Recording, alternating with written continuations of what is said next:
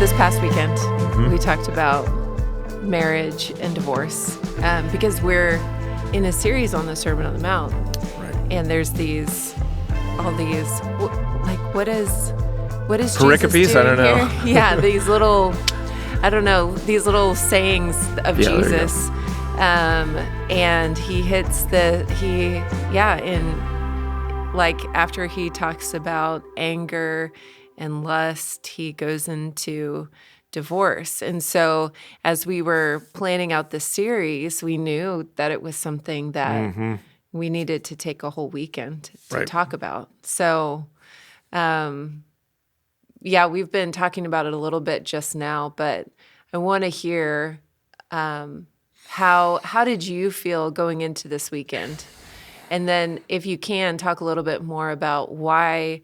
I think you opened every service with this. We're talking very generally today, but you have a very specific and unique situation. So, that's kind of two questions in one. Well, I was thinking I could feel, you don't have to, anybody could tell that you're going to be dealing with a really sensitive topic. Mm-hmm.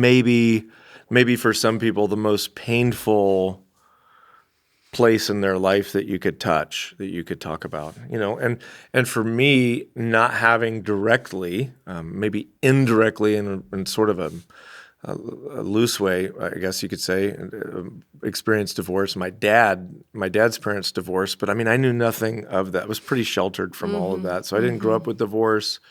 It just hasn't been near me too much. So I don't know the pain of it firsthand.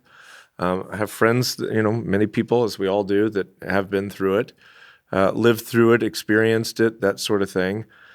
And so you want to be, I think, pastorally careful when you're talking about something like that. Like you have to take into consideration all the different people that you're going to have in the room and their different stories, but more so even the emotions, the shame, the judgment or whatever they're going to feel whenever you bring a topic up like this, or Jesus brings a topic up like this. And so it just requires, a lot of, I think, to really be thoughtful. And for me, especially Saturday night, I was just, there was just a lot of emotion. I don't do well with that kind of thing.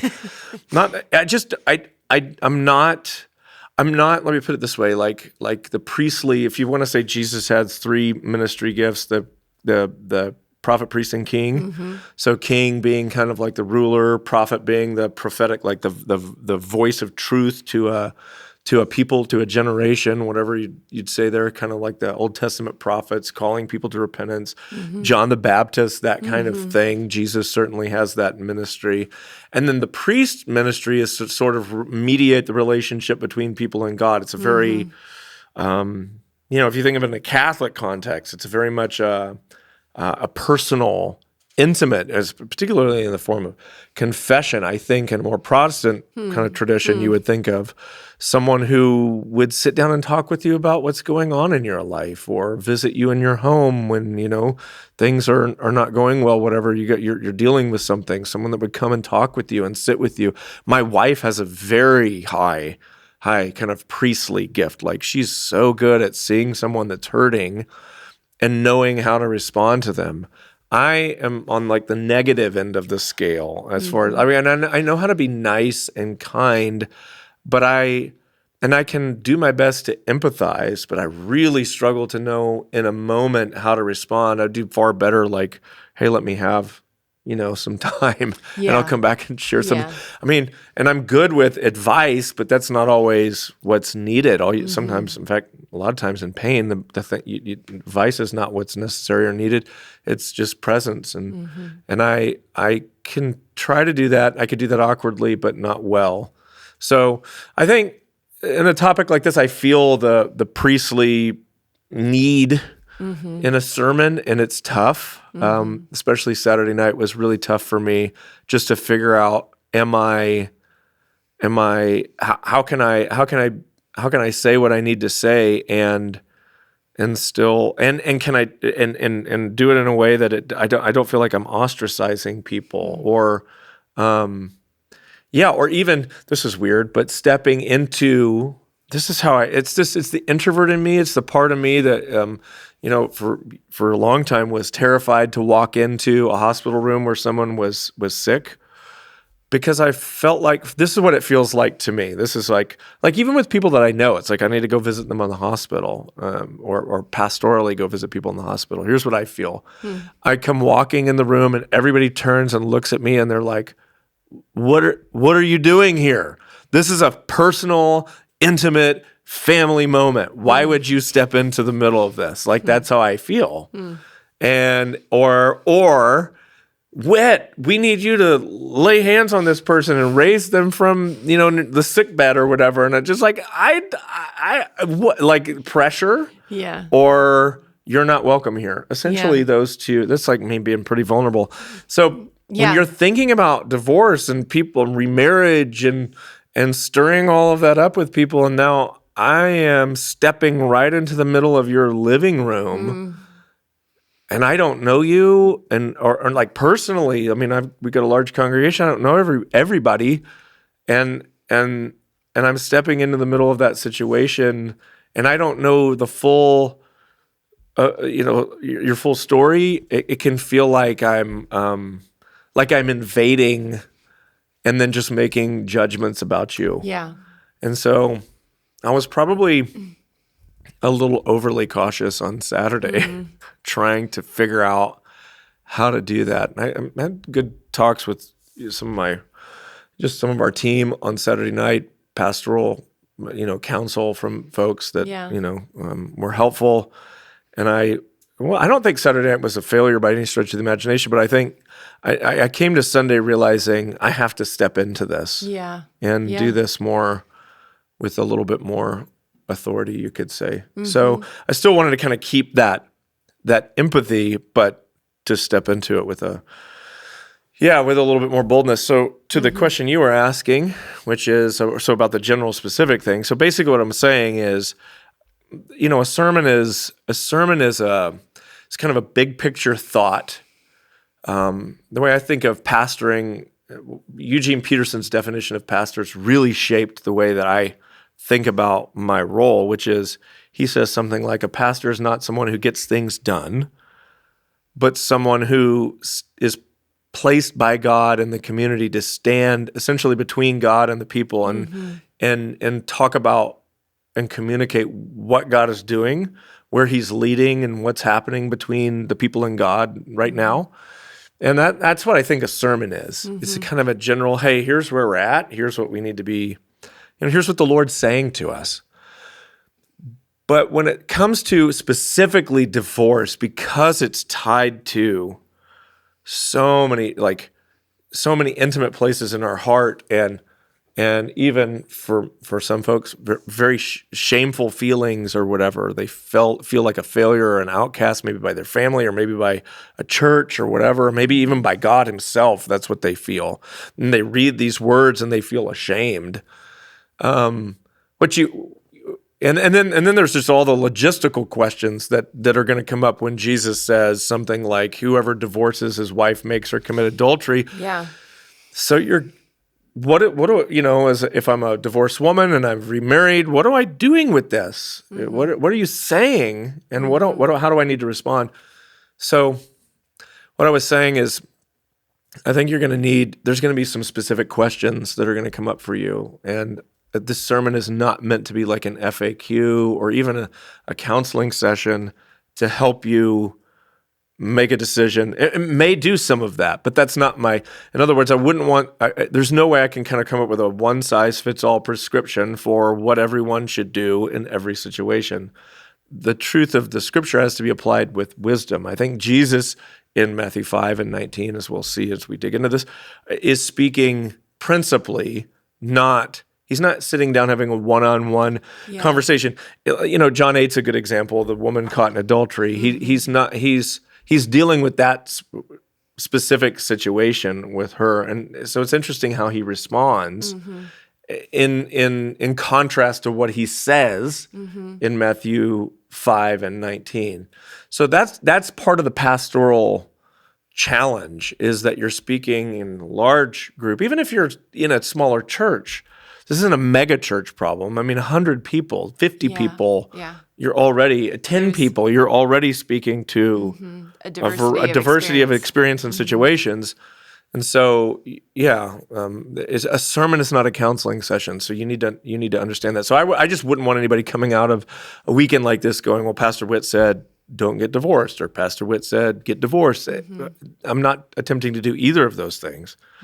We're holding up the light of Scripture, and then we're going to let the Spirit speak to us, and we'll respond accordingly. And so, Yeah, I think that for anyone listening to this, or for anyone who would have heard the sermon this weekend, they would have experienced that from you. That kind of approaching this with, some fear and trembling might not be that.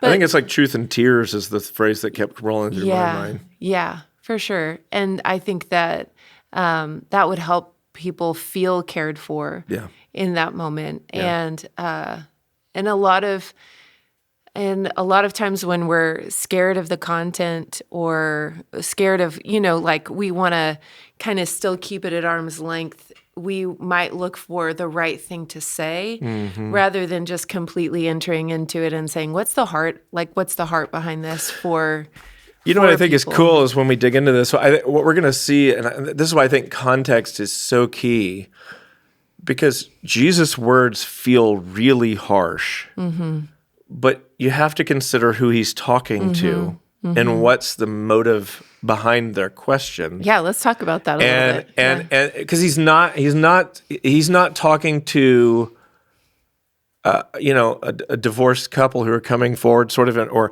a couple who's in the throes of like the rubble of a relationship, saying, "Help! What do we do?" And he's not looking at them saying, "Well, whoever divorces his wife causes her to commit adultery." Like it's not that. He's talking to a specific group of people and about specific questions that they were asking. So that helps. Yeah, it does help. Yeah. So do we want to talk a little bit about how you prepared for this? I mean, it's interesting.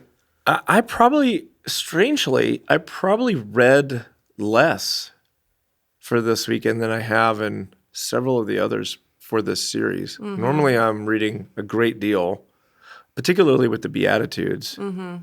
This one, it kind of started to lock into place. I think the biggest tension for me was around Deuteronomy 24. And how Matthew 5 relates to Deuteronomy 24. And I want to be careful saying unlocking that, because I don't think we're going to get to the bottom of Deuteronomy 24 today. I don't think I have the definitive answer on how to interpret that text. But it does seem to me that Jesus, his response, however you do interpret Deuteronomy 24, is to a group of men who are trying to exploit it for their own selfish gain, which is, so when I say gain, I don't mean money, I mean relational gain or whatever. Like I want to divorce my wife. And so I think that, knowing that was the kind of basis for what he's responding to in, I think, both Matthew 5 and Matthew 19 sort of sheds a whole lot of light on, because I think the hard part, when I first read, as I said a minute ago, when I first read Matthew 5:31 and 32, it just seems so direct, without care, and harsh and narrow. And he seems to be leaving out a whole group of people until you realize he is talking to men only. And this doesn't mean that he doesn't have anything to say about divorce or marriage to women. It just means he's responding to a specific. So maybe we should start with that, or Deuteronomy 24 or somewhere in there. Well, let's read these, because it's just these two verses in Matthew 5, and then we can go to Deuteronomy 24. It says in verse 31, it was also said, whoever divorces his wife, let him give her a certificate of divorce. But I say to you that everyone who divorces his wife, except on the ground of sexual immorality, makes her commit adultery. Makes her. And whoever marries a divorced woman commits adultery. What's interesting, what's interesting about all that, the woman seems to be the passive. Do you see what I'm saying? Makes her. Like, that's interesting language. You're making her do this. And whoever marries a divorced woman, the active role is the one marrying, not the one, not the woman. And this is not to say that maybe the woman has absolutely no role in this. But it is interesting, and the whole, whoever divorces his wife, let him give her a certificate of divorce. This is all, he's speaking to men, not to women. Yeah, and the assumption is that a woman would remarry. Yeah, because she would have to, almost borderline have to, because the marriage is I guess the best word I've got for it is the social net kind of thing. It's like you couldn't just divorce and then go start a career and or go back to school. Such things didn't exist. Right. So, and there's no like government assistance. There's begging, there's prostitution, and there's family. Where are you going to go? What are you going to do? Yeah. So yeah, I mean, a divorced woman would be in a very vulnerable situation. John 4, you see this woman who's at least been through 4 or 5 different. Yeah, married 5 times. Or you have had 5 husbands, and the one you were with and we don't know what's husband. going on. Maybe some died, maybe some divorced, maybe they put her away multiple times. It could have been. Yeah. I mean, it could have been that way. And so here's someone that just keeps kind of getting passed from person to person to person. We don't know. Yeah. And I find it easier to believe that she's been rejected more often than she's done the leaving, only because of how hard that would be to do as a woman in that culture. I don't know how you do it, but yeah. Yeah. So that's getting into a little bit of the cultural context of marriage in that time period, because it was different than what we understand it to be. But what we understand it to be today. Right. But before we get into that, let's look at Deuteronomy 24. Let's do it. Okay. So here are these. I told people this weekend that these verses were at best confusing. Yeah. At worst troubling. They were troubling to me. Yeah. So shall we just read them? Yeah. Do you want to read them? Sure.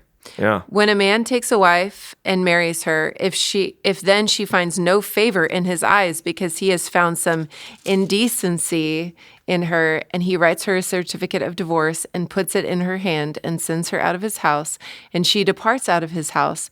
And if she goes and becomes another man's wife, and the latter man hates her and writes her a certificate of divorce and puts it in her hand and sends her out of his house, or if the latter man dies who took her to be his wife, then her former husband who sent her away may not take her again to be his wife, after she has been defiled.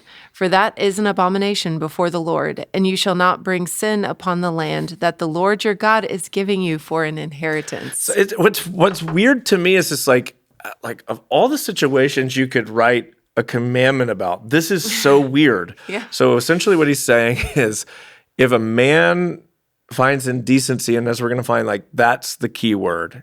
What does indecency mean?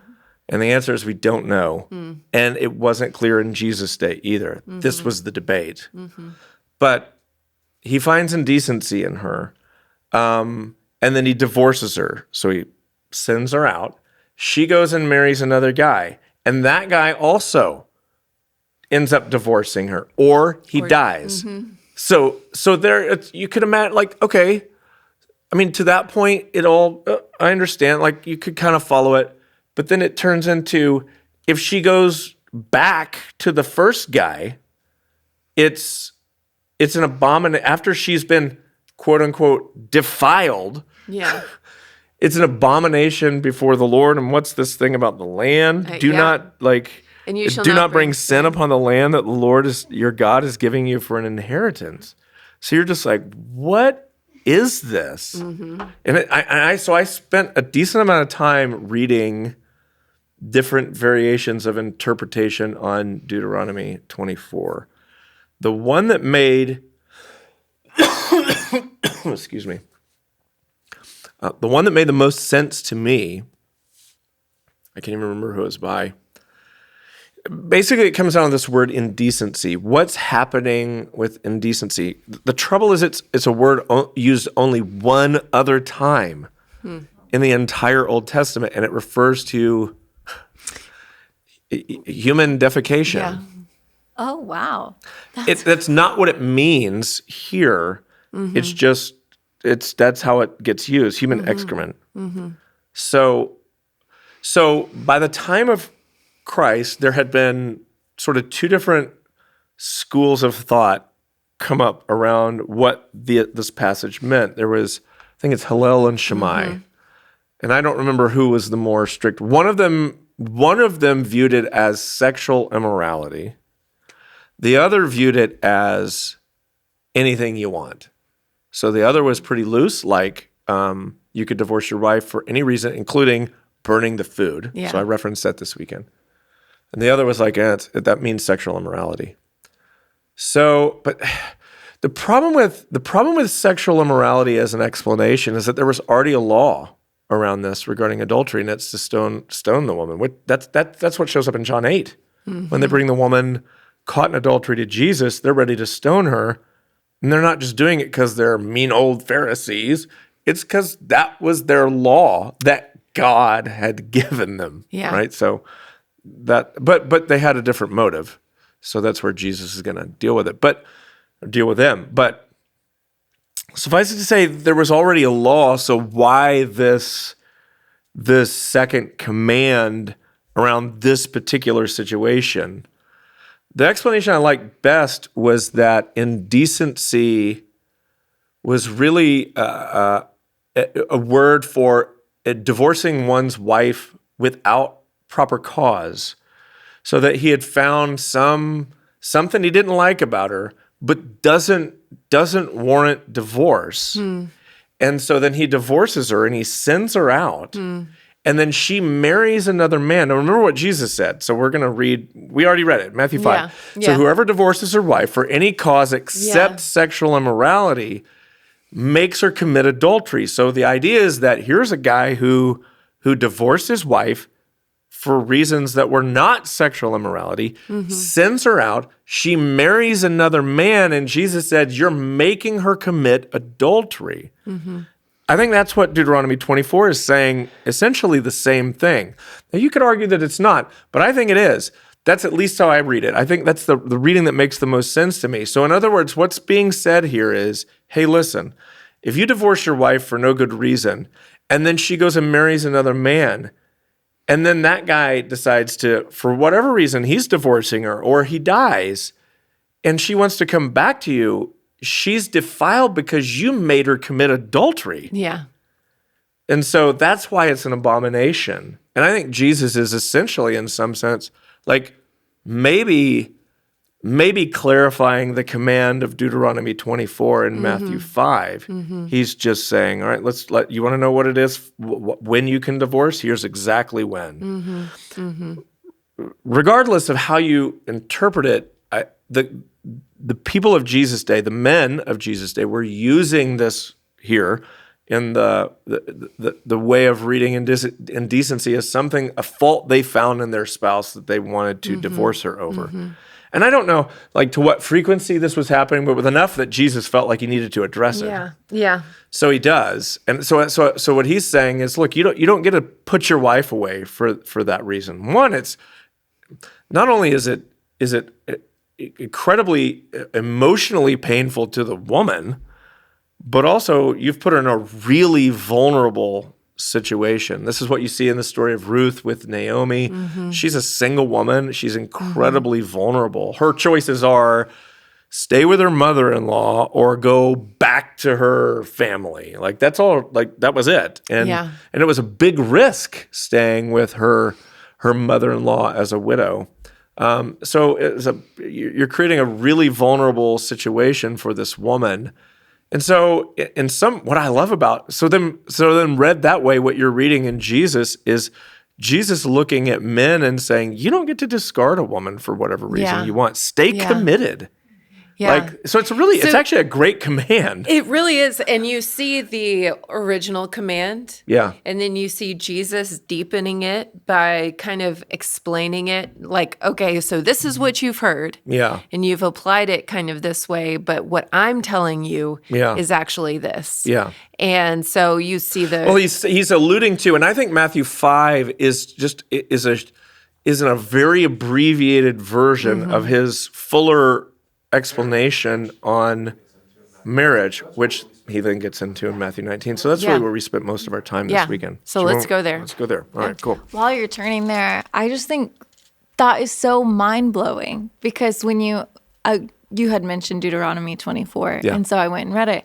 And What did you think about it when you read it? Oh, you read it and you're like, and it could be because, I'm a woman, but you read it and you're like, this is all about me and me being discarded and tossed away. But if you take them like what you just did there, you take a few minutes and you're reading it. They're speaking to the man, and it's a correction there, not this defiled woman who's a harlot or whatever. Yeah, it's actually meant to. Sandy Richter is someone who's good on this kind of stuff. She actually goes through the Old Testament commandments specifically regarding women around like rape or whatever, and looking at commands that to our modern eyes and ears read really harshly, actually were extremely gracious to women in a way that no other culture in that time had anything like this.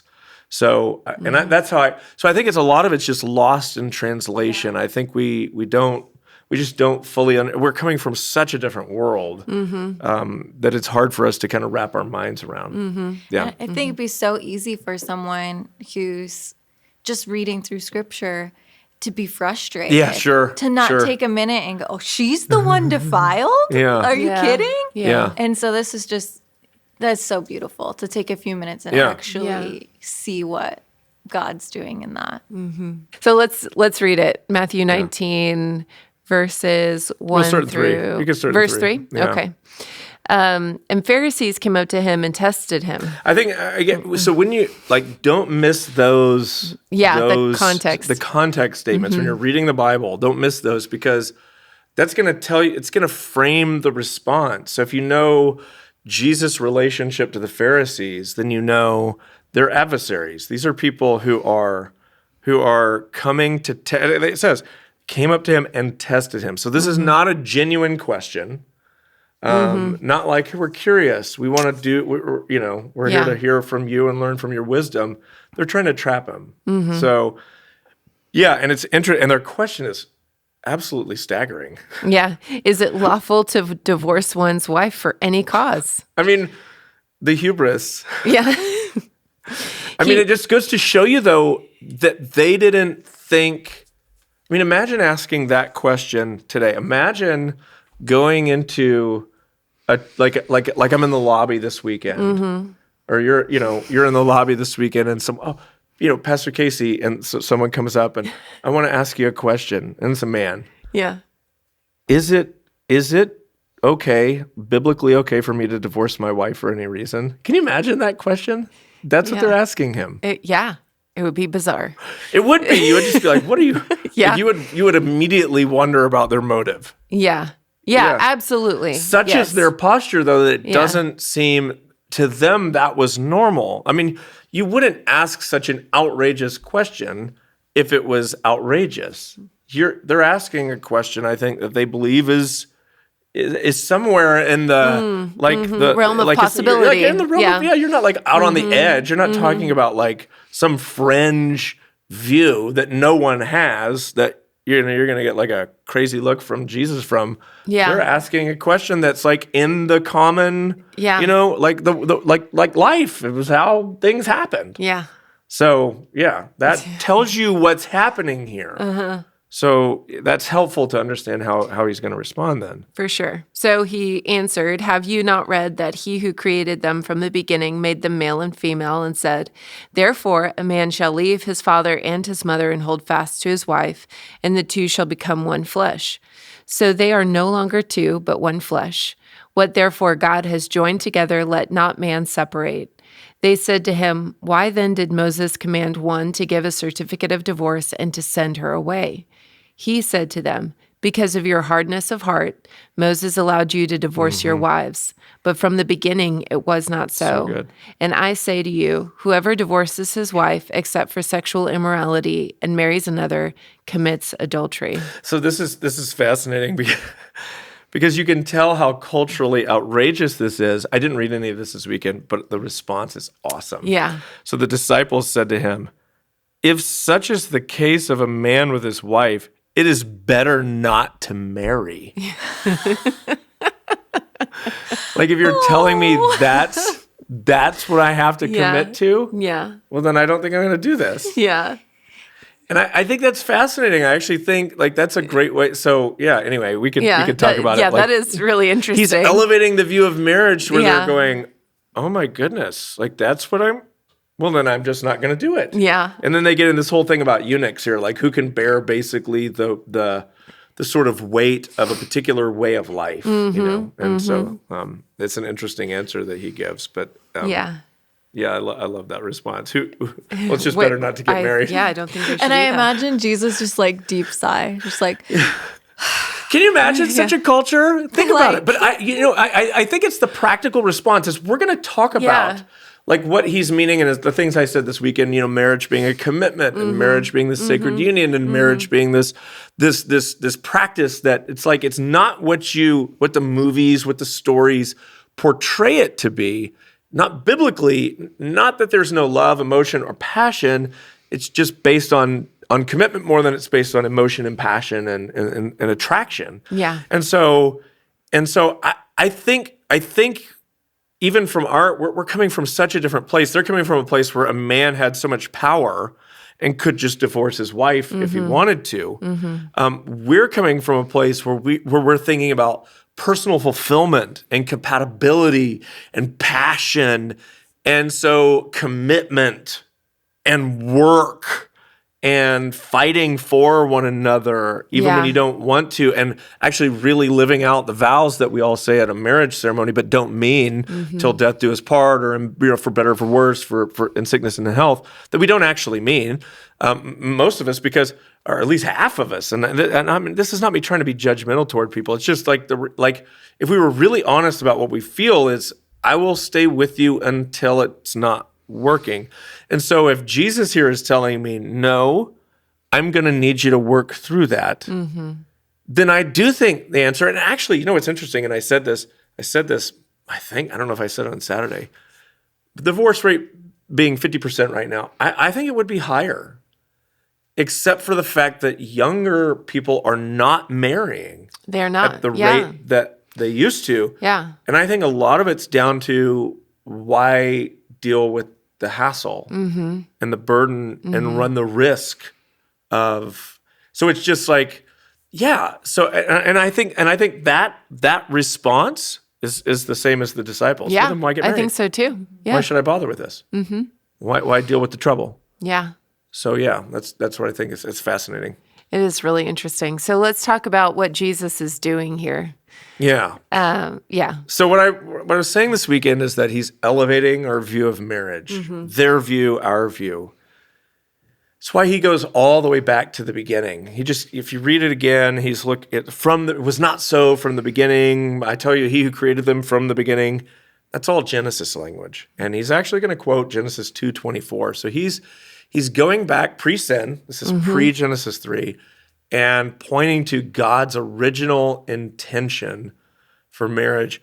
And in doing so, he's elevating it to its highest height, to the full, complete, let's say, I don't know, undefiled is a strange word, but I think undefiled by sin is a good way to think of it, view of what God had in mind from the beginning, so that we could attain to it, right? We're not going to be perfect in that way, but we're aiming at the ideal. That's the tension of this, is that this is the ideal that Jesus holds up, and I'm aiming at that ideal.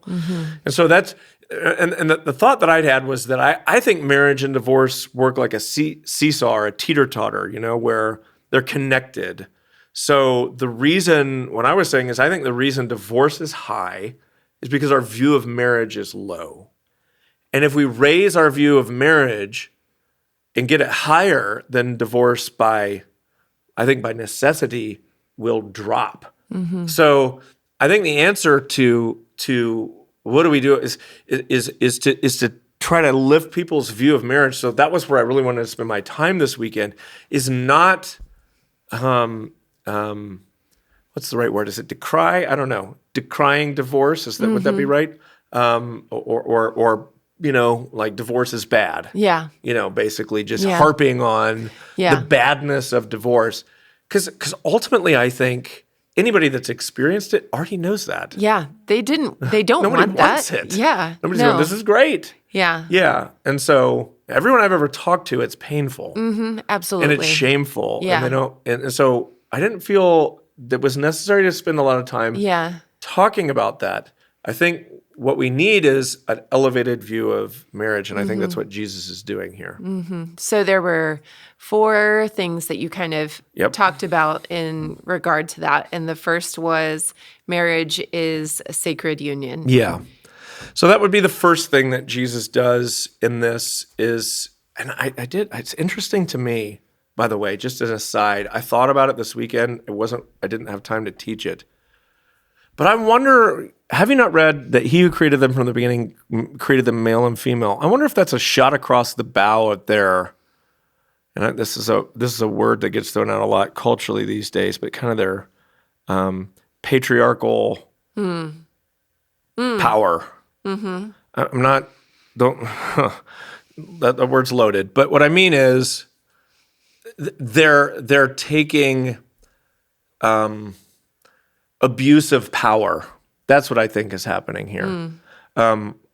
In like Ephesians 5, husbands, love your wives as Christ loved the church. We'll get into that in a minute, but you're laying your life down. Power. Same with Jesus when the disciples come to him and say, "Who will be the greatest? Who gets to basically be at your right hand and the king?" And he goes, "The Gentiles." Like basically everybody but God's people uses power to their own advantage. They lord their power over others. But it won't be so with you. What does he say? The greatest among you will be servant. Servant, yeah. And so I think that's what, so I'm wondering if this, don't you remember that he who created them in the beginning created them male and female, that the same God who created you created your wife? That it's an equality there that I think he's putting forward. Instead of this kind of, she's under me. Yeah. He's elevating. Yeah. I just think, why start with he created them male and female? I wonder. And I think if like I'm saying, if he's looking at a group of men who are exploiting their position for their advantage, it seems to me that he's reminding them here that under God, they were both made in his image. I think that's what's happening.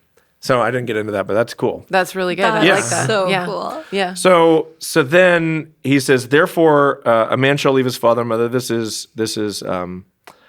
Genesis 2:24 quotation, this verse gets quoted so many times in the New Testament, by the way. At least, well, maybe I think it's more than 2. Okay. But I know it's here, and I know Paul quotes it as well. But I think it gets quoted multiple times. And by Jesus actually uses it several times. Man shall leave his father and mother, hold fast to his wife. The two shall become one flesh. So they are no longer two, but one flesh. This verse right here. What therefore God has joined together. This is what I really wanted to show people, is that it's God that does the joining together. So a marriage is more than just a legal contract. It's more than just a tax status or a social status even. They're now married. God is joining husband and wife together. And that means that this union is deeper than just social and legal, that it has a spiritual. Of course, we know there's emotional bond there, but there's a spiritual bond there as well. God is joining them together. And I'm going to use a mystical way. And you might say, well, what is that? It's a mystery. I don't know exactly what all that means. I think that's what Paul says in Ephesians 5 when he says, this is a profound mystery. It's a mystical union. We don't exactly understand it all. you might say, well, help me out with that. Like, what do you, well, Jesus, God and man, how? I don't know. Yeah. How could he be fully God and fully man? I don't know exactly. How is that delineated? I don't know exactly. How about the Trinity? Every explanation I've heard of the Trinity, they all fall short. All metaphors fall short. It's like an apple. You've got the skin, you've got the meat, you got the core. It's not right. Yeah. And these things don't do justice to the reality of the Trinity. It's a mystery. There are things, and as I've said many times, like you want a God who's mysterious. I think we like a God we can understand because that means we can sort of feel a sense of security and control. But the real God, Yahweh, Jesus, is beyond our prediction and control. There's that scene of Jesus and the boat when he wakes up and calms the wind and the waves, and the disciples are terrified. Like, what manner of man is this? Yeah, because you realize, like, you're in the hands of someone who's incredibly powerful and can peer into your soul. Like, there's a lot to that, you know? It's like, that's not, so you're dealing with a being that's way beyond you. And that's who you would expect God to be. I mean, if there is a God, he would certainly be, bigger than you. So anyway, God's joining them together in this mystical kind of way. So that just means that marriage is a union in a mystical way, that there's something that God has done here. Yeah. Another way to say sacred would be holy. There you go. So it is something that, and we think of holy as like set apart, having a specific purpose. So you could think of it that way, like marriage. Don't touch that. Like that's something not to be messed with. Like what are the of the temple? Like they had the vessels, the cups, and all like the. I'm thinking of Tupperware is coming to mind. They didn't have Tupperware in the temple, but that's what comes to mind. It's like all the stuff that Nebuchadnezzar stole from the temple, that he took back with him to, and what is it, like when the Persians came through or whatever, and the hand wrote on the wall and all that, they were like having a party with all the vessels, the cups, all the stuff from the temple. There's a word that the Old Testament uses. I can't remember what it is, but it's like they're drinking out of all, and then God judges them and all this, and the Persians show up and wipe them out or whatever it is. So it's like those, but those like. If you grew up, it's like eating the communion bread. Like, have you ever seen, I want to say Lady Bird, that happens in that movie where... I haven't seen Lady Bird in a long time. How do you say her name? Ronan? Saoirse. Saoirse, thank you. Yeah. Saoirse Ronan. Saoirse Ronan's character and the other girl she's friends with, they're sitting, and they're Catholic, they're at a Catholic school, and they're just like, doing kind of Catholic school things, like they're snuck into wherever the church is or whatever it is, and they're eating the communion bread. But it's like that's whole, like that's, and you're not supposed to do that. Yeah, that's the idea with marriage. What you're saying about sacred. To me, this is the point about adultery that Jesus keeps making. Is it's the idea that when you divorce for, let's just say I couldn't come up with the right word, less than biblical reasons. Flimsy feels too careless. I don't think too many people are divorcing for flimsy, at least in how that word feels. Right. But for reasons that don't hold up to the biblical basis for divorce. And I guess we should just qualify. We believe, Church on the Move, and there are different views on this, so you can find different places but for us, it's adultery, abuse, and abandonment. And again, if you're looking at why does Jesus only allow for sexual immorality here, I think it's because he's talking only to men. Women aren't likely to abuse their husbands, and they're not likely to leave. So I think it's those three reasons. So and there's nuance to all of that. What constitutes abuse? Those are questions. Those are pastoral questions that need to be answered. What constitutes abandonment or even adultery? While there may be no physical contact, there could be. There's a lot of things. Yeah. So you need pastoral wisdom there, but. What was I saying? The idea. Oh yeah, when you're divorcing for, let's say, we just don't love each other anymore. Right. or we have nothing in common. We're different people than when we got married. Yeah, that. Yeah. Now, these are things we hear. I think what the Lord would say is, well, legally, like you can go down to you can legally separate. You can legally, socially, you can change your Facebook status to single again, like and people will know, and it's, you're quote unquote on the market again. That whole thing, it happens. But I think what the Lord is saying is, no distinction between Jesus and the Lord, but here, what he's saying when he says, whoever divorces his wife makes her commit adultery, it's the idea that though you may be divorced in the eyes of the court or socially, God still looks at you and says that bond is not yet broken. It's not been severed. Therefore, adultery is happening because you're still a married woman or you're still a married man. That's the idea. So the first thing is just an elevation of the idea that there's a union that's taking place between. That's just why, again, now you can go back down here to like the disciples. If such is the case of a man with his wife, it's better not to marry. You're realizing, oh wow, well then there's a lot at stake when I'm going to say, I do. So. That was the first one. It's a sacred union between you, your spouse, and the Lord. Which I love the word picture you guys just painted, because we say so many marriage ceremonies. It's like cord of 3 strands is not easily broken. All of these things. I never really had this picture of my head of God being involved, but it kind of what you just read feels like. He wants it to work just as much as you want it to work. You know what I think he's in it, if too. not more. Yeah. I'm gonna say something that may get me in trouble here, but it's interesting to think down this line of thought. And I'm not making a judgment. I'm asking a question. But I could see how, based on the view that marriage is something that happens between a man and a woman and God, and He is joining them together, what about marriages that are not, where man and woman are not submitted to the Lord in any way? Yeah. So do those qualify as under God valid marriages? How does He think about that? That's don't interesting. know.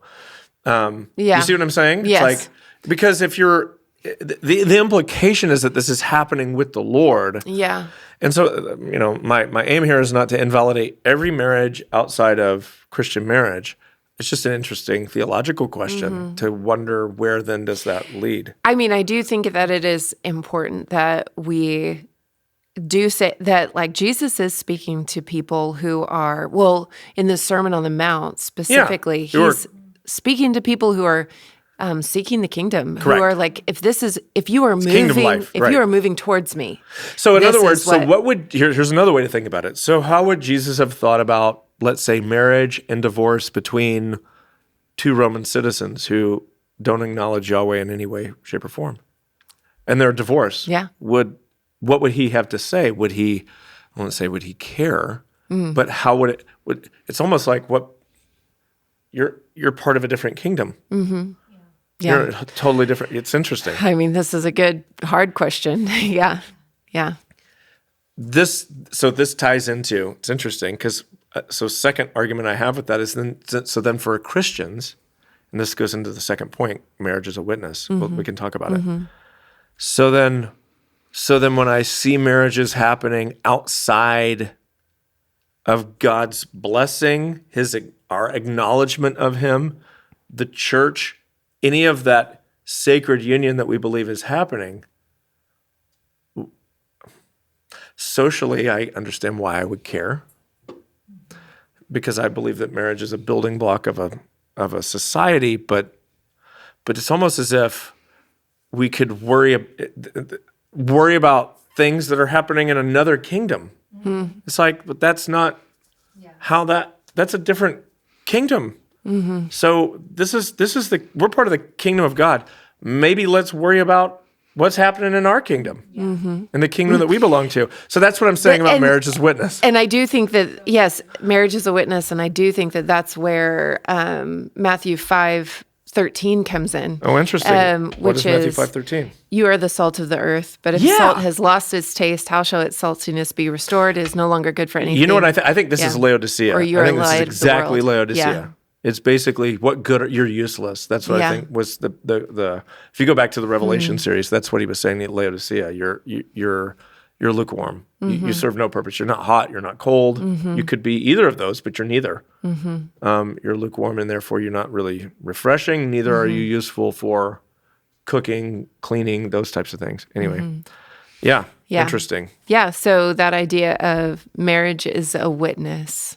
Say more about that. So okay, so that's what I'm talking about. So marriage is a pointer to God's commitment to his people. So all through the Old Testament, the Lord Yahweh identifies himself as a husband to Israel, constantly calling himself a husband. There's some really graphic, what is it, Ezekiel 16? Oh, yeah. Yeah. That's really graphic. Yeah, it's a lot. It is a lot. I'm sorry to point you there, but it's it's also it's a sobering, it's a good, I think that someone should read it and catch, take in the full import of what's being expressed there, for sure. Not to be avoided, but it is very sobering. It is. Yeah. Hosea is a similar situation. Take a wife, she'll be unfaithful to you. Basically, God saying, now you know how I feel. So you have the Lord as a husband with an unfaithful bride who comes to the brink of divorce multiple times, but then doesn't do it, doesn't ever follow through, stays committed.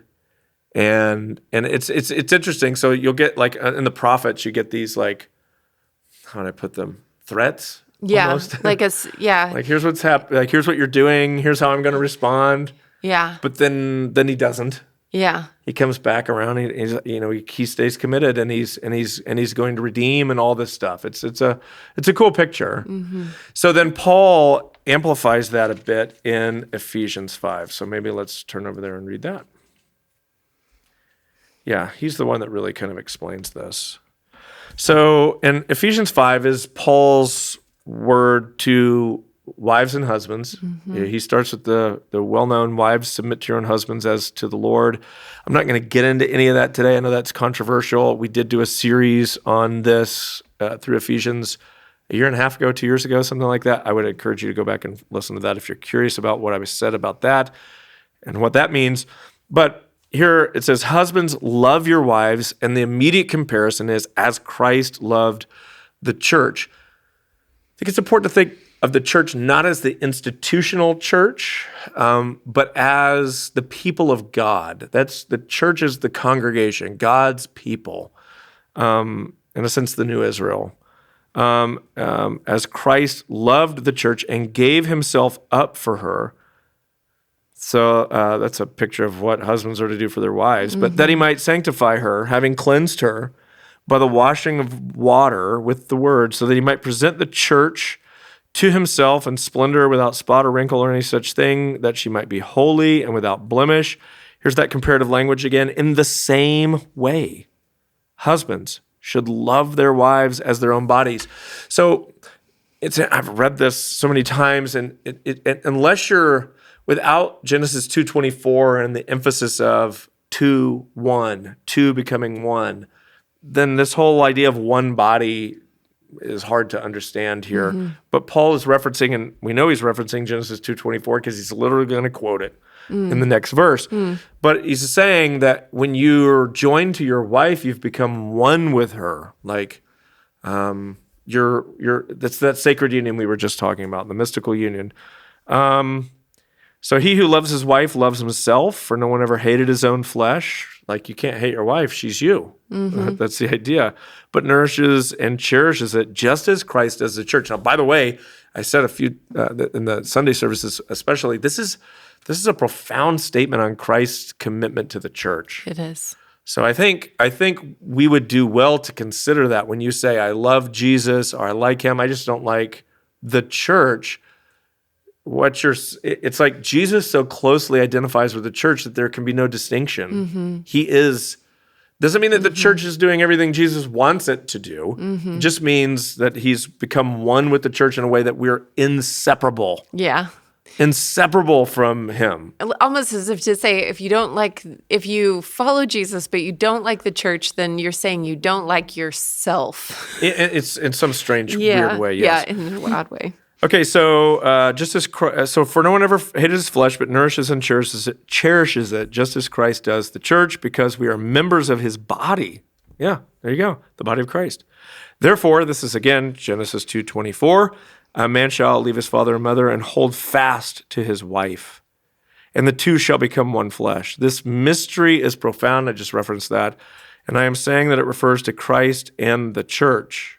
However, let each one of you love his wife as himself, and let the wife see that she respects her husband. So what I was saying is basically that because marriage is a witness because it's a picture of how God loves us. How? Faithful commitment. That even in our imperfections, in our shortcomings, in our unfaithfulness even, God remains faithful to us. So the point I wanted to make here is that I think the church has lost its witness to the world in many ways when we want to, in this issue specifically, hold up the sanctity of marriage as being between one man and one woman, but then we are fine divorcing our spouse the same way everyone else does. There's a deep hypocrisy there that in other words, we're calling out one sin we don't struggle with and ignoring the one that we do. And I think how many here's a question, like how many Christian young people, and this is not meant to shame anyone who's listening who's been through divorce, but this is the truth. We can't ignore the reality that how many young people who have grown up in the church and then watched their parents divorce, that became a defining moment in their life, so much so that it actually led to them leaving their faith. And I'm not saying that they bear no responsibility in that, but I have to believe that happens quite a great deal because divorce is so fracturing to a family. Yeah. It's hard to get over. And It is. and to then say, well, like mom and dad can't figure out how to love one another, but let's remain committed to the Lord. Whatever. It's a schism in thinking that I think is hard for kids to be able to process. And I would venture to say that it's done great damage. Divorce has done great damage to the cause of Christ in the way that it's affected the generation, like the kids that were products of or have experienced divorce in their families. So I think it's something that, I guess what I would say is that I think God's reputation is being disparaged. And I think part of honoring his name, or hallowed be thy name, is living in a way that you would say, I don't want to do anything that brings slander or shame on God's name, on what people might say about him. Conversely, I think the interesting question is to go, now, what if we could be a community where divorce was almost unheard of? What if that happened? Imagine how people might look at it, like what they would say about us. Maybe it makes news, maybe it doesn't, but people who would encounter our community. In fact, I've never forgot this. There's a guy who's in my Wheaton cohort, who his wife comes from a very interesting community church. I don't remember the name or style or whatever it would be, denomination or what. It was only about 500 people. It's a decent sized church.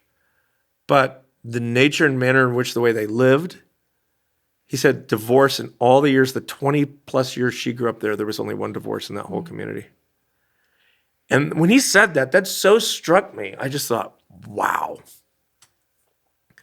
And that's sad because you would think that like that would be the way that relationships go for those who name the name of Christ.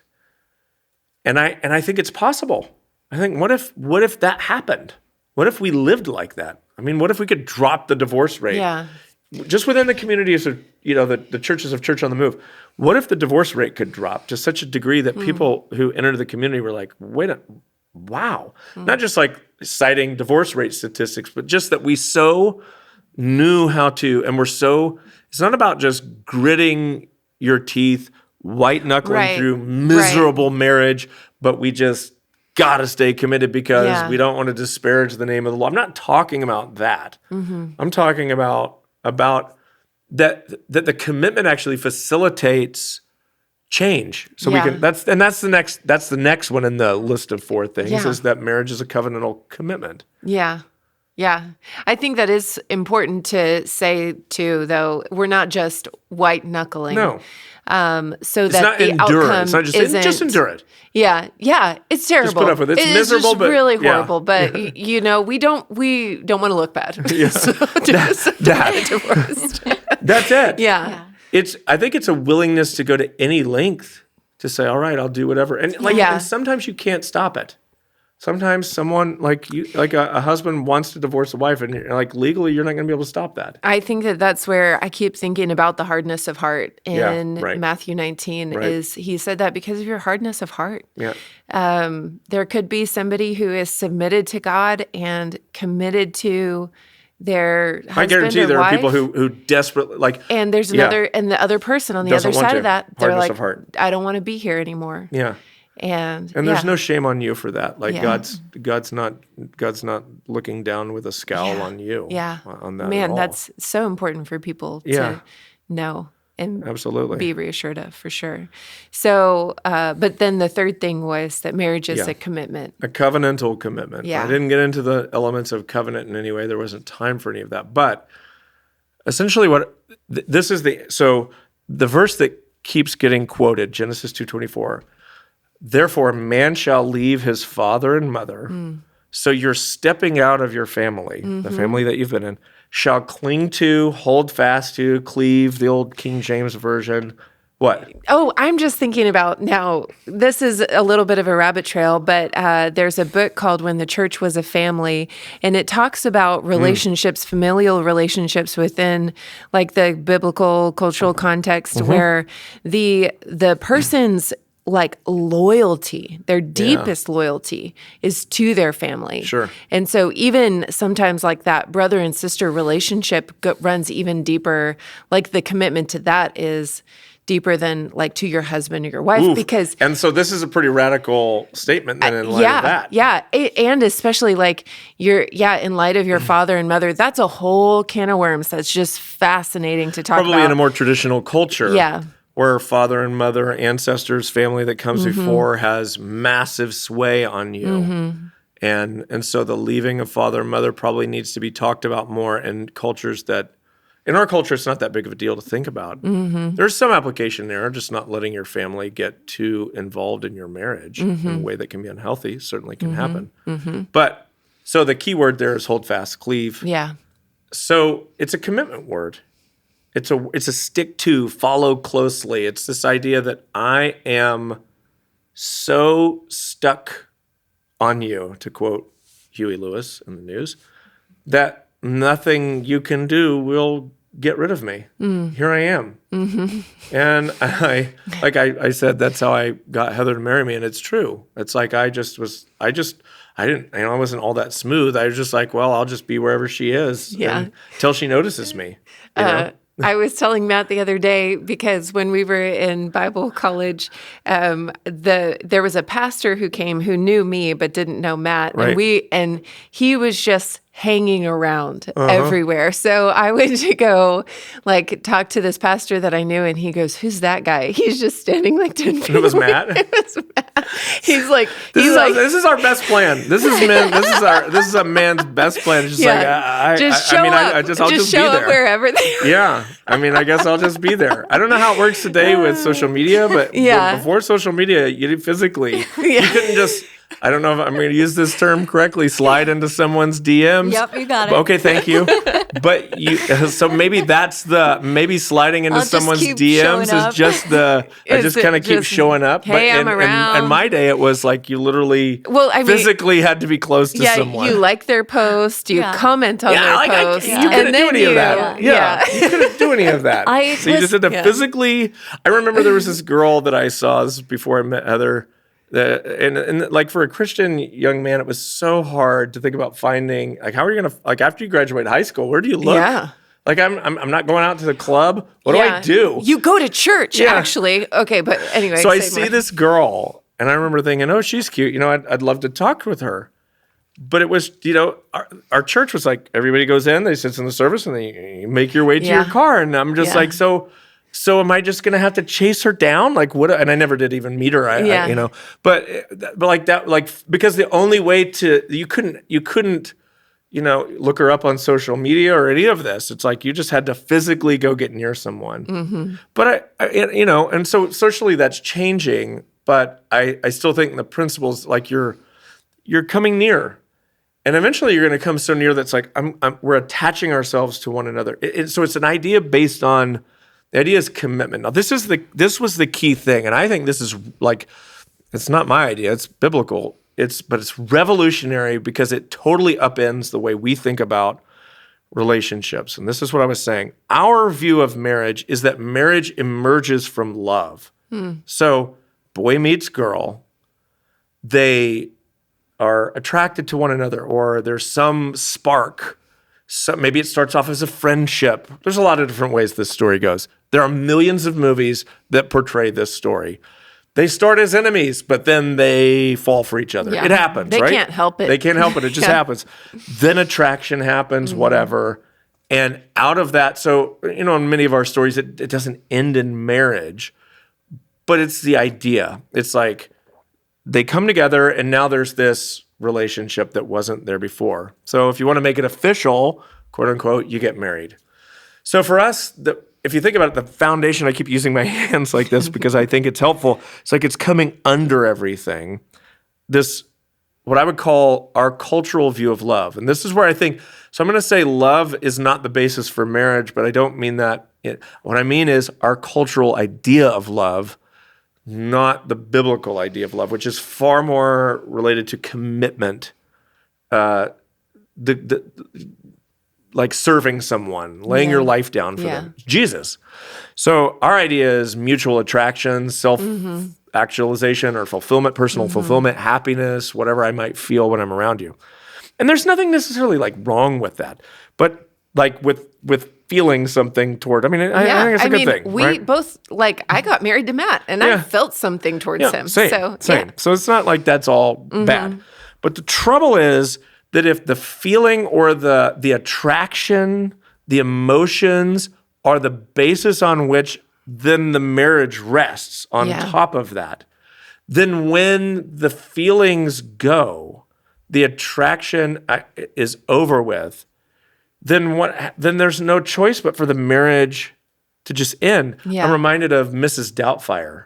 Do you remember that movie? Mm-hmm. Where at the beginning of and Robin Williams, obviously you can tell his character's like he's difficult to put up with. He's not taking responsibility, all these types of things. But then there's that conversation where Sally Field, who plays his wife, kind of comes to basically for the first time really vocalizes what she's been feeling for a while, which is, I don't love you anymore.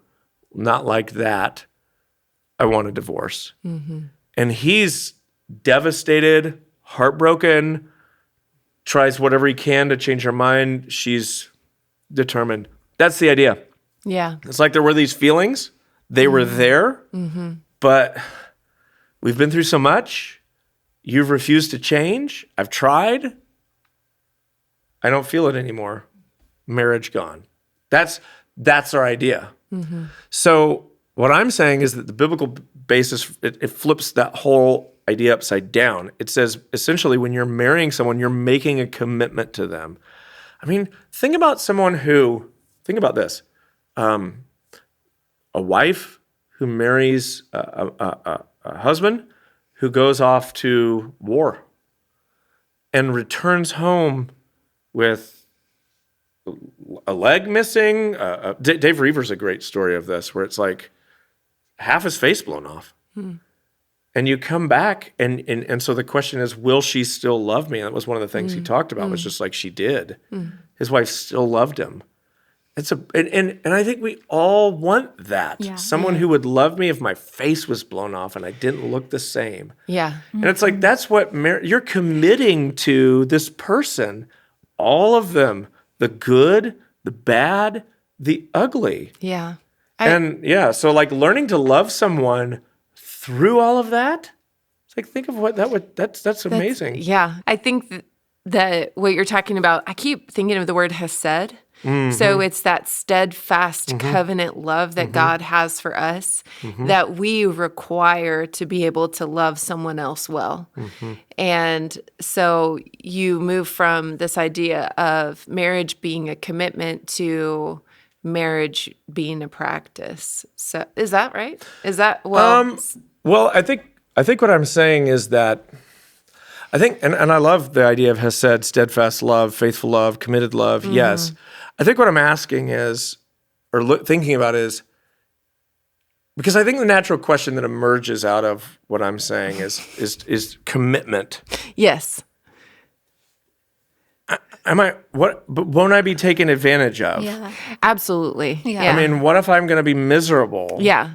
Is that Yeah. what you're saying Yeah. that I'm called to do, is living a life of pure misery? And I think what I would say to that is, one, this is why marriage is like, you're meant to be two people dependent on God, and when both aren't dependent on God, one can be, to receive from the Lord what you are maybe not getting from your husband. And I just think this, and I really do think this, like, this is going to be really hard to say or hear. But I think that it's like, there are worse things in the world than being in a relationship with someone who's not responding to you in the way that you want. It's like I think we just sort of live under the, like, but I have a right to pursue happiness at the cost. And it's interesting to me, is I think that's underneath the disciples' question. Well, then who would get married? And he essentially says, to whom the gift has been given. I think about people who are same-sex attracted, who are trying to faithfully pursue the way of Jesus, particularly as it affects their sexuality and the options that are available to them. And you say to yourself, well, how is that? Like, is a life of celibacy possible? And I think the answer is absolutely it is. Does that mean it's easy? No. That's why I think people who choose that, to follow Jesus at that cost, what a great cost. I mean, I haven't had to lay down something quite so significant. It's the rich young ruler. It's like, sell everything, give it up, and come follow me. Could I have done that? I don't know. But that's where I think it's like, I mean, I truly do think in a marriage, and maybe I'm curious how you respond to this, because I'm just sort of thinking out loud here. But it's like, I mean, I think the call could be to remain committed, even, and I'm not talking about abuse or abandonment. But it may be that your husband never changes. It may be that your wife never changes. It may be that you're dealing with someone who's bipolar, who battles depression. I mean, there are they're like, what is it as a parent to have a handicapped child? What do you do? Yeah. Like, do you, I mean, no one's saying, well, then you should just, find a place to just set them aside. It's like, you don't choose your family in that way. And I think, like, that's where marriage is, like, maybe people will label me some kind of extremist, but I look at it and I go, and some folks may say, Whit, that's just a burden too great for me to bear. And I would say, well, I understand. I mean, I understand why you would come to that conclusion, but I'm not sure biblically you can make a case that God's like, I get it. I think there could be grace. Yeah. But, and if I was in such a situation, I might be inclined to say, I'll take my chances with grace. Yeah. And maybe you do. Yeah. But I just, I think, I think we think that God would never ask us to do anything that hard. And I just think, really? What Bible have you read? Yeah. Anyway, what do you think about that? I'm curious.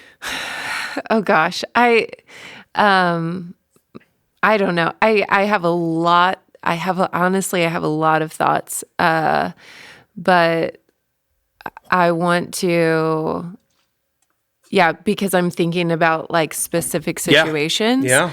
I want to be thoughtful in the way that I talk about it. So I know that it's hard, and I know that, man, I think that if it comes down to that kind of like, this person is dealing with something that may never change, your relationship with the Lord has to be at the forefront of your mind. And and I think that is the only way that you can walk through that situation, whatever the outcome. And so as far as it concerns you, you are going to do your utmost to be obedient to the Lord, be faithful to the Lord, and then walk that out. Does that make sense? Yeah, I mean, I'm not talking about like a husband who is chronically viewing pornography. Right. Yeah. Okay. And just like that, that could qualify. I mean, for me, that qualifies as adultery. That also qualifies as I mean, there are unique situations, but I'm also But also, I think, a husband who works more than he should and isn't as emotionally available as you'd like him to be. Like these are like those are. I think those are not, in my view, like biblical reasons for divorce. I keep getting the picture of Good Will Hunting, which I know. I haven't seen that movie in years. Go ahead. Just Remind another me. Robin Williams reference. Yeah. But the moment where there's finally this healing and Matt Damon's character, where he's like, it's not your fault, it's not your fault. Yeah. And then he changes. Yeah. You don't know when that's going to come. So I think of my husband who married a joyful, silly, ambitious girl, and just a season of deep depression and anxiety that I went through. Yeah. And how for him, and we've talked about this, I've been going through therapy, trying to better myself, but his commitment to me and, his resolve to, we've had very open conversations. She may always be this way. Right. And I may not have. I have friends in the same situation. My joyful marriage that I thought I was going to have, but I'm not leaving her. That's it. And just how much that Good Will Hunting moment, where it's like, oh, someone's really sticking. Yeah. He's not going anywhere. And how much that commitment now fills our relationship with so much love and can propel me into, okay, I've got to do something. What is it to learn to love someone in that situation? Like, that's where, like, without getting into all the details of it, but that's where Heather and I are at right now. And I'll let her share whatever she wants to about it. But it's just like, sometimes husbands and wives are not always like in the same place. Yeah. It's like one can be thriving and the other can be struggling.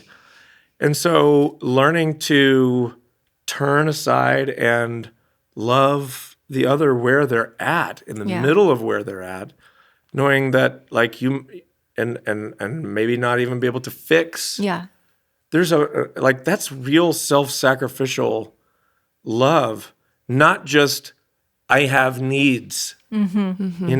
Like, I mean, well, she never wants to be intimate with me. And I mean, you hear this stuff and it's like, okay, this is not a basis for divorce, though. Yeah. It's like, maybe this is what you're like. I'm not saying like just c'est la vie, whatever. It's like we'll work. Let's work at this. Like what do I need to? How can I engage? What is like? I think there's any number of possibilities that can happen there, and then it may also just be is like she's not in a place right now where intimacy is comfortable or possible or whatever, like maybe emotionally for a variety of reasons, for whatever, she may have experienced. And I know it sounds like I'm speaking about a specific situation. I'm not. I'm just, but you could imagine it's like there's lots of ways where you find yourself, it's like, this doesn't match, like the situation I'm in doesn't match up with the movie I just watched. Right. Where they're passionately in love with one another. And I don't think we can underestimate how much that imagery and those stories affect us and affect our view sure. of that's how it should be for me. That's what I deserve. It's like the things that we're constantly taking in are forming us. It's crazy and how that works, isn't discipling it? us. Yeah. Yeah. That we're becoming a specific type of people because of what we I mean, if you observe. so you follow the Jesus trajectory. Yeah. Left Philippians 2, set aside his God, his godness, you could say, became flesh and blood, lived as one of us, was crucified for us. Like this, and then resurrected, obviously, but this is the pattern, the way of the cross. It's like, Yeah. I I mean, mean, it's, so we think that our lives are going to go, give my life to Jesus, and everything's just going to spiral upward. It's going to get better and better and better and Yeah. better and better. And there is no doubt that we're talking about a road that leads to life, but that resurrection is always preceded by a cross. crucifixion. And so it's like that may be what you're learning in a particular season is how to deny yourself, take up your cross and follow him. It's just it's an offensive, this is probably where the gospel gets most offensive because our whole mindset is, but wait a minute, what if I'm not happy? And I'm telling you, our whole world is telling us constantly, you deserve to be happy. You deserve it. Yeah. And I want to say, based on what right? Who gave you that right? Maybe, I mean, it's in the founding of our country, the pursuit of happiness, but again, where does that come from? And so, if you're a Jesus follower, pursuit of happiness is not it's seek first the kingdom of God and his right. Like, how dare he say that? Think about that, though. Like, that's really what's being said. Seek first the kingdom of God and his righteousness, and all the rest will take care of itself. Yeah. It's difficult because, I think about John 15, where it talks about obedience to his commands is what brings the fullness of joy. And if you want joy, it comes through obedience, but there has to be a lot of dying beforehand. And I know that someone's listening to this it might be hitting home with them in a really big way, but also there's this isn't a counseling session. That's like right. you were Right. talking about this weekend. Yeah. Like the sermon isn't, and this podcast isn't. No. But I am continually thinking about the story of Scripture from Genesis to Revelation is God pursuing a bride that does not want him, and he is so committed to their good, to seeing them become the fullest expression. And the interesting thing is the fullest expression of who God created them to be is not apart from relationship with him. And so what you're talking about with Jesus coming and dying, going to the depths of just the lowest possible place to even make it possible for us to respond.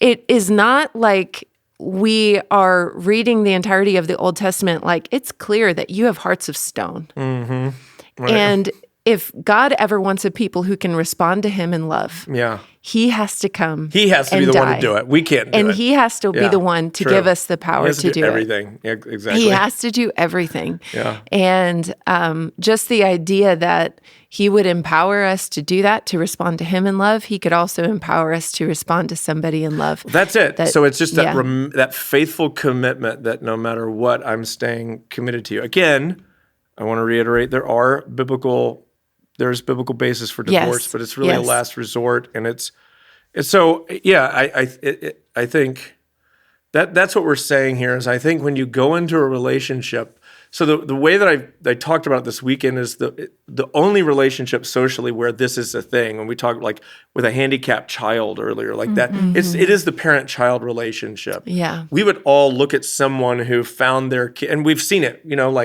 Kids that have been neglect, horrible neglect of have you ever heard about a case like that or whatever? These, a lot of times it's junky parents who just leave their toddlers crying for days on end aren't feeding them. Like this is awful. And we all look at someone like that and we say, that's terrible. You should not do that. It's the one relationship. I can't think of another socially that we feel still like you're so tied to them that no matter what you can't. It's interesting how that's after birth, by the way. Before birth, you still have options the way socially. It's a weird hypocrisy, I think. But after birth, it's like you have to take care of this kid. How dare you do it? Or, and so it's, where else is actually kind of approaching it is animals, strangely too. It's this, I have to do whatever it takes. I cannot, I've got this dog adoption commercials or whatever. It's like, it's like somebody's got to rescue this poor, sweet, innocent dog. But it's the idea that if that, where did I hear it? I'm probably going to anger some people with this. I heard someone talking about a cat with leukemia the other day, and that I've got multiple cats, and one's got leukemia. They got to be separated from the others, and I'm just like, time to put a cat to sleep. Like, what are we doing here? And I know that's going to be unthinkable to some folks. I'm like, Heather and I we're just we're the type of people. It's like if a dog, it's like major surgery. That it's time for that dog to go to the next life. It's like if there is one. I mean, it's for dogs. I'm not. I get that people get emotionally attached to dogs. Sorry, but or animals of any kind. But it's like it's not the same thing. But we're treating it that way. In other words, I've got it So how people would go into debt for this, and you can imagine it for a child. I guarantee you, people are doing it for their pets. Guarantee you, people are have massive credit card debt because the pet needed the 15-year-old dog needed a surgery. Yeah. It's like, bro, it's time. You know what I mean? So, but that that concept of no, I have to do everything possible in order to preserve the relationship. We do that with kids. Yeah. And we do that increasingly with pets. Wow. Where does pets fall on the hierarchy of relationships as far as God would be concerned? I mean, you know what's interesting is both of those, and I don't know that this is where this comes from, but both of those relationships are relationships where you would have the power. Interesting. And so go ahead and elevate it because you're still going to be in control. Interesting. No matter what. I have the power over the kid. I have the power over. So with marriage, the commitment, there's kind of that. I don't know. Here's what I think. I see that, but I also would say this, specifically with kids. This is the thing that you have with children. Is that they're kids are it's like you're attached to these people, whether you want to be or not.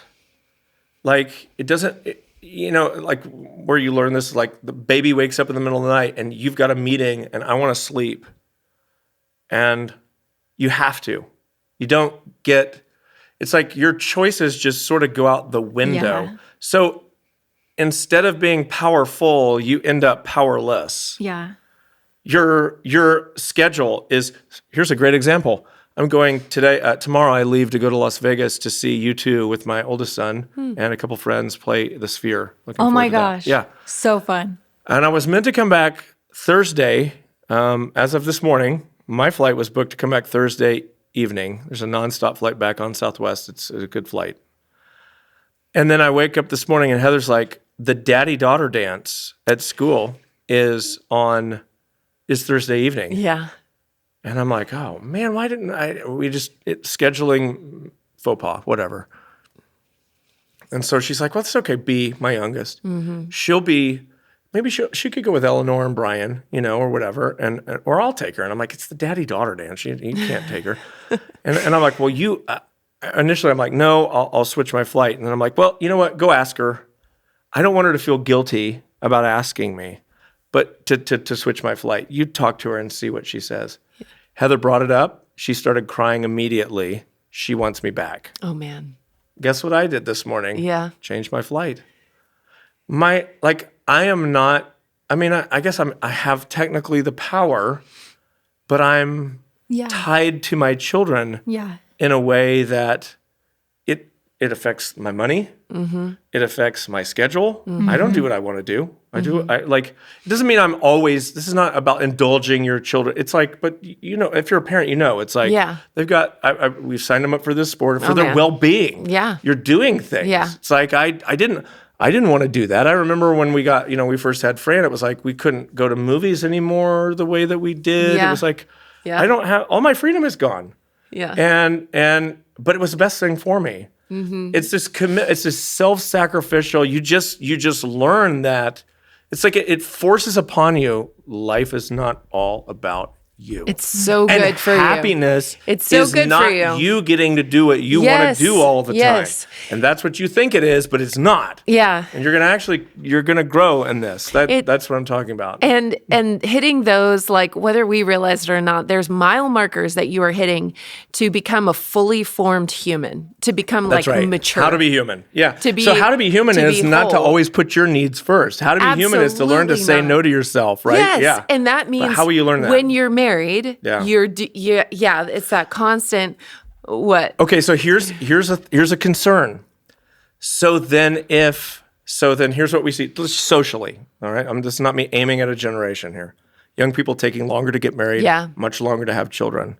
So we're deferring commitment as long as possible. Freelancing more. Yeah. It's like I hear you and I understand. It's like I'm young, I want to be able to travel, all of this. I get it, but it's also like anyway. I have my. It's like what? But what about the disciple? Like there's something about that it's going to form you in a way that you just otherwise wouldn't be formed. There So absolutely is. It's very important. Yeah. I don't think we realize how important it is to do these things where we're able to take care of ourselves. And then we're able to take care of ourselves and another person. And then we're able to take care of we're able to take care of children. Well, it's interesting. God didn't say be fruitful and travel. Yeah. He said be fruitful and multiply. I just, and I'm not, I get it. I mean, this is real life. I mean, I'm not judging. I'm just thinking through implications. Yeah. Yeah, it's interesting. It's interesting. It is very interesting. I could talk about it for a long time. But I'm let's curious talk about your reaction to this, Lindsay. How do you think about this? What do you think? Well, I don't have kids yet, Yeah. but I am married and I've been at my job for 7 years. So Yeah. there is a level of commitment. I do think when we first met, though, when I first started working here, I didn't have a house, I had an apartment. And I think we had a conversation where it's like, I'm never going to buy a house. I just can't. Oh, really? That I was a part of? Yeah, I can't I seem to fathom remember that. the Committing to something? commitment to that. And that comes a lot from my childhood, like moving around a lot and all of that sort of thing. But I have a house now. I'm committed. Good for you. But there is, I think, a level of pressure on my generation that when you get into something, you should be fully prepared, fully thought through, and you should be able to make I'm it not ready perfect. Yet. Yeah. I think that's such a great point. And so, to someone, that's why I'm saying it's like, I get you, like I'm a product of my generation too. So it's not like, I think we got to be careful playing these games of like this generation's better than this one and whatever. We've all got our issues. But I think so you come to the place that you are informed by the experiences that you've had, and then you have to take that and run it before the Lord and figure out how you're going to respond to that. But I think, I think it's interesting what you're saying. This level of pressure to be. There's a certain to be level of prepared. imposter syndrome for in sure. in my generation, where it's just like I need to know that I could do it right. Because you've grown up being inundated with, interestingly, kind of like a Sermon on the Mount. You've heard this, but it's actually this. Mm-hmm. So you've heard, 5 basic food groups or whatever, but actually, you need to be eating like this or. This the Got Milk campaign? Yeah. A lie. Yeah, that. You don't need milk. Yeah. You never did. That's my point. That's my point. And so you're constantly getting all of this information. And I would imagine that what it does to someone is it's a decision paralysis. Yeah. I can't decide anything until I've heard all the information. Yeah. And the trouble is you're never going to hear all the information, and you're never actually going to arrive at a place of like, I am now an expert. Yeah. And feel as though I can make that decision. And so I think like the way of Jesus is this, it's like faithful obedience. Even it's like Hebrews 11:8. Abraham, when called by God to go to a land he would later receive as his inheritance, obeyed and went, though he did not know where he was going. It's like, I don't have all the facts. Here I go. Yeah. And I have found that, like, for me and Heather, we didn't. I've said this many times. We have 5 kids not because we wanted lots of children, but because we were poor planners. And I mean that in the way that you think I mean. Like, yeah, a lot. Like, at least 3 of our kids were like, oh, we're having a child. So, and by the last one, Heather was like, this is it. You've got to do something about this. And I finally did. But it's like I'm so glad. I think I'm so glad we have a large family. I'm so glad it limited me. I'm so glad it held me back. I'm so glad. I am so glad that I still have kids at home.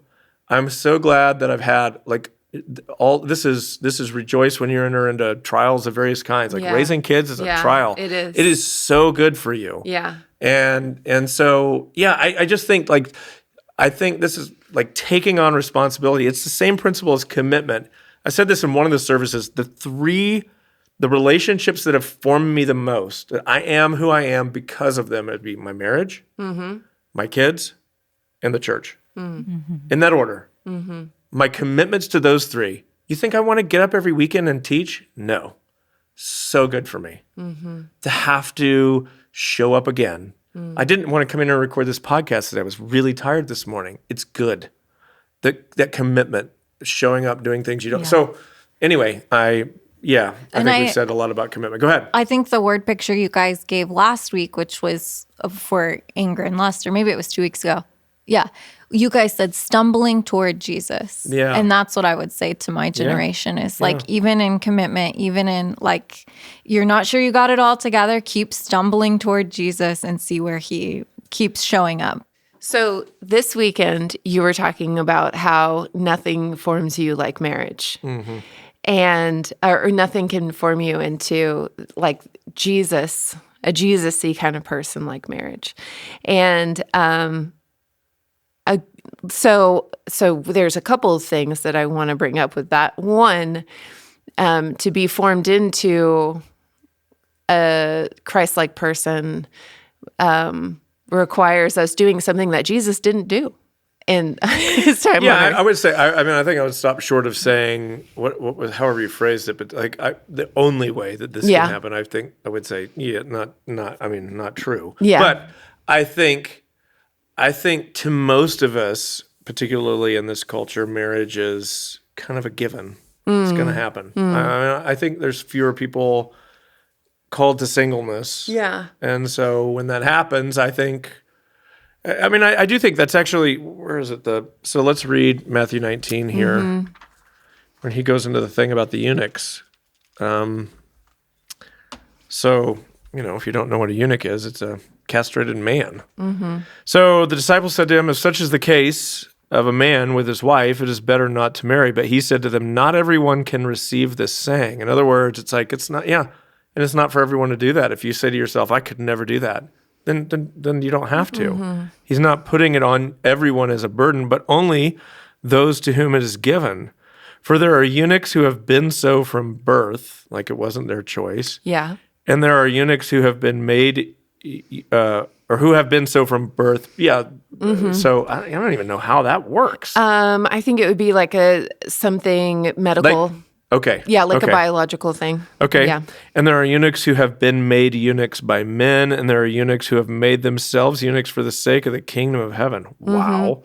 Yeah. So maybe that's just a celibate life and not like actual physical castration. Yeah, so it hits all 3 of those things. Let the one who is able to receive it. It's like, so if that I wanted to be married and Heather wanted to be married. Yeah. So I think it's like, and I think what Jesus is saying is, okay, well, and this is what marriage looks like. If you say, yeah, I want that kind of committed relationship. Here you go.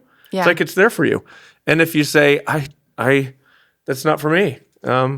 I think he would say receive, let the one who's able to receive it. And then there are some people who might have the desire to be married and it hasn't happened for them yet, that's or true. it may not happen for Right, them. right. And we were talking about this before we started today, but the idea is that marriage forms you very specifically in the way of Jesus for people who are following Jesus. And in the same way, singleness forms you in a very specific way for people who are following Jesus. I would imagine that you could learn things from singleness that a married person would not learn quite nearly so easily. I won't say impossible, but couldn't, or would have a harder time. Yeah. And I think there are things you can learn in marriage that a single person would have a harder time learning. I think that the answer is that Jesus would. You can be formed in, like, to become like Christ in whatever situation you find yourself in. Divorced too, second marriage, third marriage. It's like you can, like, God can meet you right where you're at, and like using your situation. I think what I would say is where we fall into error is when we desire companionship, but we are avoiding the commitment that goes along with it. Yeah. That will not produce what you're looking for. That's what I was thinking about with kids as well. Is there might be people listening who want kids so badly and have been unable. And what I was talking about was the overt rejection of commitment, not the inability or any of that sort of thing. Yeah, like like I don't want commitment to another person. Yeah. I think that's a good point. So if we were to talk a little bit more, now that we have the kind of caveat out of the way of the distinction of marriage and singleness, both being ways of formation. Sure.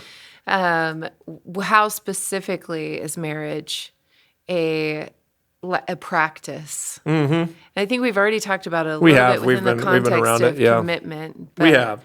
It is learning to love another and learning to love them in self-sacrificial ways. I mean, I think Ephesians 5, wives submit to your husbands. What is it? As unto the Lord? Is that what it says? Yeah. So there it is, right there. I mean, that's his point. Same thing. It's like, do you get, like, the idea is like as I submit to the Lord, so you're taking a behavior that would be used in your relationship with God, and you're applying it and practicing it in a human context. Husbands, love your wives as Christ loved the church, offered himself up for her, laying himself down. It's like, yep, that's part of who I'm called to be too. And I'm learning that in this relationship. My hunch is that, I think, like, when you think about the Apostle Paul, who, not sinless, even post-conversion, would have had his flaws and his moments. He was human, just like you and I. I mean, you have to wonder, and he was never married, what he was called to the life that he pursued. What did he learn from that maybe I haven't learned in my married life? And what have I learned that maybe, or experienced, or what have I had to practice? It's like, we were talking about this with my kids this morning. It's like, what practicing something, working on something, and Zuzu answered. The question was, what have you practiced? We were doing Lectio this morning, and she said, lock picking. She goes, I tried it, and I was like, okay. I mean, I don't know Zuzu for lock picking skills or even effort. Apparently, she tried it one time for an hour or so. Oh, okay. And I was like, well, that's there's a difference between trying and training. Yes. You tried it. Yeah. Training is a continued working on something towards something. So it's like, I mean, we can imagine that there's things that you could try to do that without training toward, you're not going to really be all that good or improve at it unless you just did it regularly. I think marriage affords you those opportunities. And I think singleness affords you those opportunities in different ways. I think in every season, I think in in divorce, there's some opportunities. I think though divorce is never God's best, I also think that God is a God of meeting us where you're at and offering grace there. And grace is more than just a pity, like, oh, shucks, I know it's been hard. Let me help you out. No, Yeah. I mean like grace being the power to leverage your situation for your good and God's glory. That's what I think grace means in that moment. I think it's what Jesus is meaning here. For one who is able to receive it, receive it. It's like there's an ability to do something with it because that's where you're at. It may not be fun. I think about like Dan Oskey, who died of ALS. It's like, man, I hate to say there was a grace on him to deal with it, but there was. It was just, Yeah. it was remarkable how he Yeah. responded to that. And so I think there's a in the same way there's a power for that situation. So I think if you're in a second marriage or a third or whatever, it's like I think wherever you find yourself, God could meet you there, and there are going to be opportunities in that situation and there's going to be struggles too, but to maybe endurance is one of those. I mean, I'm sure in all of these, it'll be endurance. It'll produce the fruit of the Spirit in the unique ways that the situation that you're facing will afford you. And so I think all of those things are ways that God could, those things could be a practice. But specifically, I think marriage is a practice, and it's a spiritual discipline of allowing. I think where marriage is unique, let's say it this way, is that I do think it's a set aside, as you said, holy, or we said sacred relationship, ordained by God to produce something. And I think part of what it's meant to produce is character, more than children, yes, but something in you as well that, that I think is something that God uses it to produce. So I do think it sets it aside from all other relationships. I mean, there is no other relationship that seems to be described like marriage is described biblically. Would you agree with that? I think I would. Yeah, I think so, for sure.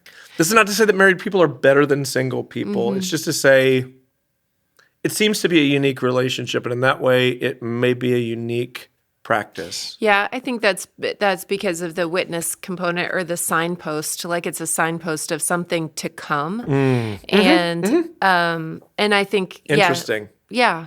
So there's a union there that it speaks of, Right. of what's going to one day be a reuniting of heaven and earth. Well, that's cool. And so I think that's significant for sure.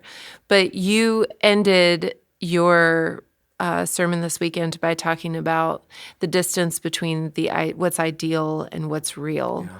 And you've already That's really what we've been talking about. talked about it just a little bit. Is there anything else you want to say to that? I think what I would say is, so let's talk about it. There's what's ideal, what's perfect, what's right, what's correct. And then there's your real situation. It's like where you measure up with this. You know, I grew up playing basketball. Michael Jordan, I would say, is the ideal basketball player, in my view. I tried to emulate him. Didn't get close. Not really. I mean, I was a decent basketball player. But he's so good. Didn't stop me from pursuing. In fact, if anything, the ideal drove me to pursue, like to get better. I became, I think because of him putting forward an ideal, I became better at that game than I would have otherwise ever have been on my own.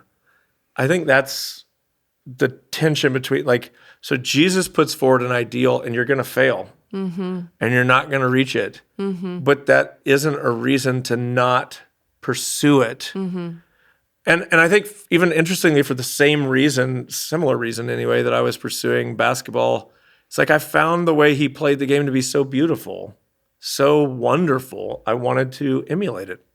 Yeah, I think that's what Jesus is doing. It's like, I think we're meant to look at him and say, that's so wonderful. That's so beautiful. I want that. And I have fallen so short. So the tension that you may feel is this gap between here's where I'm at, I'm so far away, and here's what Jesus says do. And it's like, what goes in that gap? And when I was writing down this weekend, just for people on the screen, is grace. Grace goes there. not just like it's God's empowering presence to do in you and through you what you could otherwise not do for yourself. That's grace, not this pity, aw shucks, it's okay.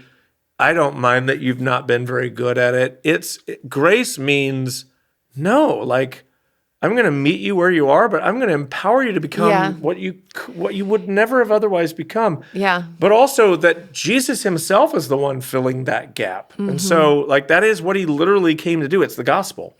So, I think it's leaning into the grace of God and just trusting that God is meeting you and will empower you right where you are, but to continue to pursue. I think the problem is that when we emphasize the ideal to the exclusion of the real, we make people feel terrible for not measuring up. And when we just say, there is no ideal, there's only real, I think we sell ourselves so short of what we could be. Yeah.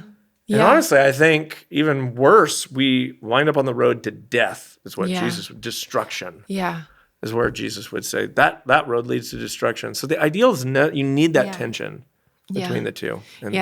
And it's grace that helps you if you stumble and fall, which you will, to get back up, dust yourself off, and keep moving towards Jesus. That's right. And the phrase that just keeps going through my mind is we're talking about, yes, faithfulness in marriage, but that means faithfulness to Jesus. And whether you're single or you're married, that is the aim. That's the trajectory. That's where we're going, is straight towards Jesus. And that's what the Sermon on the Mount is all about.